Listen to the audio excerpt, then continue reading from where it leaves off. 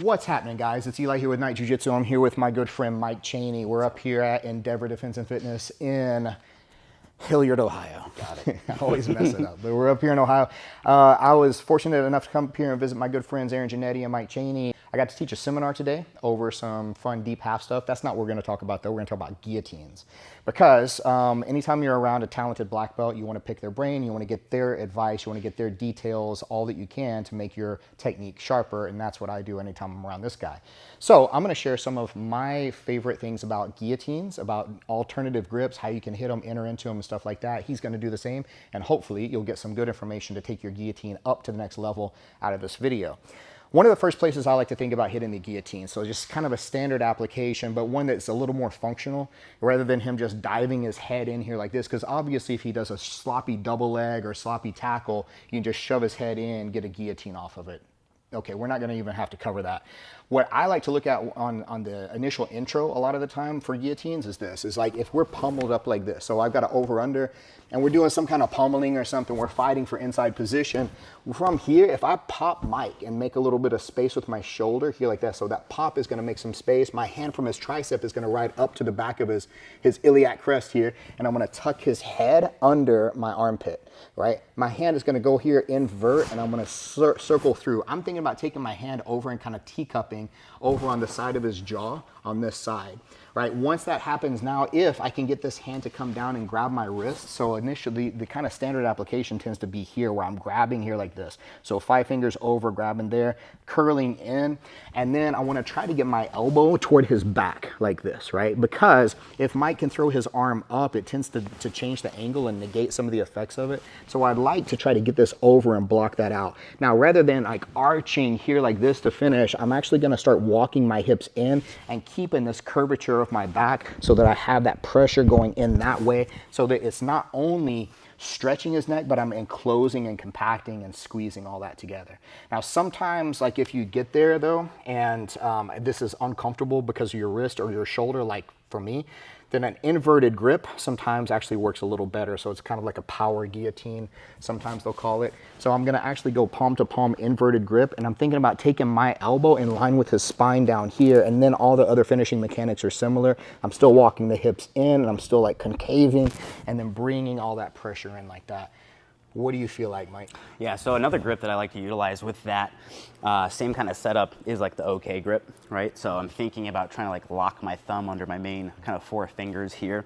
I'm looking at taking like the arc of my pinky and locking it up in that space that I've made, and that's gonna allow me to like crimp and get that same kind of motion.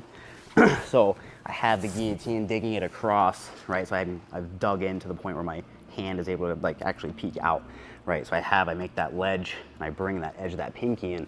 That allows me to pull that through even more and get that high kind of elbow position that I want here. And that allows me to kind of crimp down on his shoulder as I can start to finish the guillotine there. Yeah, it's so crazy how like just the modification of that grip can make it so much tighter, Yeah. right? And it'll take a lot of the cranking out of it. Because the thing about guillotines is that they're typically regarded as more of a wind choke, right? So more of a tracheal style choke.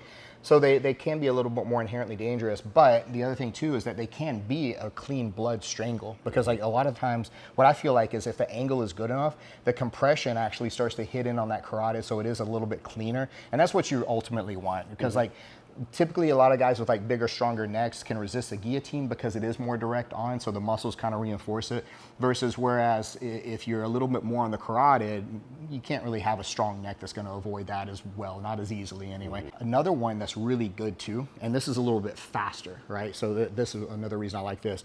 And it can happen from kind of the same thing. If I ever get this kind of like collar tie on him, or this kind of half clinch or half necktie, if I'm gonna try to like make like a little circle here, and I'm gonna throw his head into it, but instead of like re-gripping in any of these other configurations, I'm just gonna keep my hand on the back of his head. And this one is typically referred to as the handgun choke. So whenever I tuck his head down, again, I'm coming in, I'm using that gooseneck here, framework like that. And what I'm gonna do here, I'm gonna keep my hand on the back of his head, I'm gonna put my pec on top of that hand, and then this hand that's doing the choke is actually gonna come under, and I'm gonna grab the outside of my forearm. So what you'll see happen here is whenever I come like that, and this hand's gonna come up and it's gonna grab this way, right? So now, again, same thing, I'm still compressing in, and man, this one is very sharp. It's really pointing that into the trachea again, but because of that curvature, it actually kind of matches the shape of the branching of the carotid. So I feel like that can be a really clean blood choke as well. So fast, and it's actually very difficult for him to start trying to pull the hands away from it. He's got to really scramble a lot of the time to be able to defend against that choke. So that's one of my absolute favorites. You can do it from standing, you also can do it on the ground in different positions too. All right, so we're gonna look at a variation of an arm in guillotine from a control position that I like in the front headlock. It's an under-over grip, right? So I have my arm kind of draped across the back of his neck for my underhook here, and then I have the overhook on this side, right? I think about trying to push this across so I can start to feed my underhook hand across. I shove the tricep across, right? So now his arm is straightened that way, and I have a better exposure of my hand this way. Okay, then from here I can grab very similar whatever grips that you feel like you need to do. And a lot of times, like, I'll just kind of bulldog him and choke them here before I even need to exchange position or go underneath him to guard, right? So I'm trying to utilize that same kind of connection on his artery. Now his shoulder's on the artery on this side, and I have that contained, right? And I have the ability to start to walk in, get my hips and squeeze. So I have that under-over control, right? And I'm looking to start to shove that tricep across and collect, right? So I can have my grips, I can have gable grips, and I think about trying to jam him back or kind of pitch his tailbone into the floor so that I have him back on his haunches, and that way it opens up this space for my knee to start coming in so he can't come after me, and I cap the top so he can't roll through. And then from there I'm continuing to squeeze.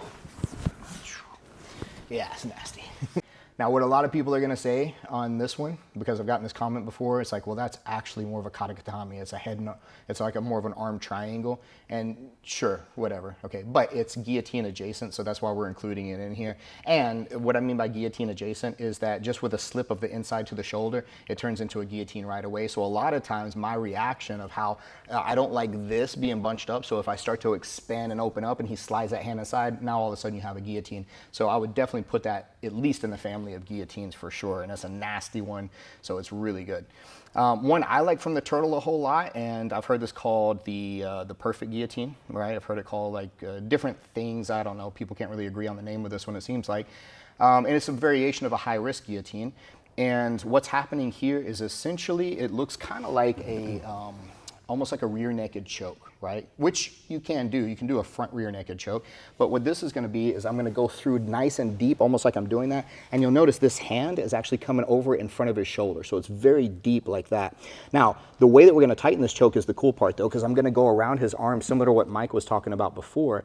But what I'm going to do is when I come around his arm, I'm cutting all the way through and grabbing my own tricep. So that's the mechanism that's going to make it extra tight. So whenever we get here and I put my hand here like that, and then I grab it, and then I grab my own tricep and squeeze, and a lot of times just that right there is going to get it done. Now, if that's not getting it done, then similar to what Mike was talking about a while ago with the head and arm version, is that if I can drive into him to make more pressure, or I can start to sit back and make more pressure off of this too. Now, he doesn't have a good way to go off of this. He rolls to either side. He's still going to get choked for his efforts because I'm also controlling the arm and the shoulder this way, so his shoulder rotation is taken out of the equation, and it's going to be really nasty like that. So that one right there is really a difficult guillotine to defend against. And it's also, again, it's adjacent to the head and arm choke, and it's adjacent to the darce and to the anaconda. Those are different videos you can check out on my channel, but for right now, we're just focusing on these different variations of the guillotine. The 10-finger guillotine is probably one of the fastest acting, and you could actually see some good examples of it. Dan Henderson used to hit this sometimes in MMA back in the day, and it was so fast, so sharp, and just a nasty variation of a choke. What's essentially happening is again, we're going to go from turtle on this, but what's happening is I'm actually double up my hands this way. So I want this to kind of conform to the shape of his neck. So again, with that gooseneck kind of thing that we did similar to the handgun choke. But then once I come underneath, I'm crunching this up and in, and I'm trying to put my diaphragm right here on the back of his neck. So that's going to give me pressure to be able to tuck his head and fold him around my hands. So as far as doubling up on the grip, the other side's going to come in, and I'm going to grab here. I'm going to fold the elbows toward each other, and I'm going to curl and scoop back this way. So when we get into that position, and I'm going to try to get up on active toes to do it. I shouldn't have to do a whole lot, but I'm curling in, and then it's nasty. Like, it's such a fast sharp choke, because this is the choking mechanism. Whenever I curl in like that, driving the pressure in to fold his head around it, that's going to be a really fast acting one. So another good option from the turtle, like if he sprawled on the guy or he tried to come up or whatever, that's another good way to do it. From the guard position, this could also probably be from the butterfly guard, but a lot of times from the guard position, say that I'm getting kind of a standard guillotine, similar to the ones that we showed either from standing or turtle. I'm getting in here, and it may be that this is the arm guillotine, which is going to be another functional one. Actually, we didn't even talk about that, did we? Let me talk about it. Let me break it down. All right. So now we're going from the closed guard. Right? This is still a position that still exists. And so like from here, when I come up, I'm gonna make a hip bump sweep. And as I try to go to make a hip bump sweep here like this, if Mike doesn't want me to sweep him, he's gotta kind of tackle back into me.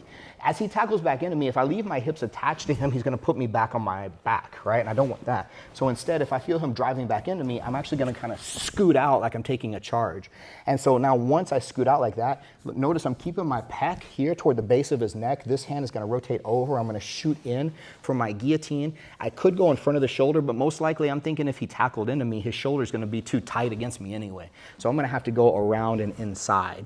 Once that happens here, because I'm going around and his arm is staying inside toward my shoulder, I'm collecting, again, with this kind of grip. I'm cupping in, I'm going to scoop, and I'm going to go toward this side over here and try to drive his head into the floor, kind of like an old school WWE DDT style move here, right? So we go here and I tuck him toward the floor. I circle the legs back up.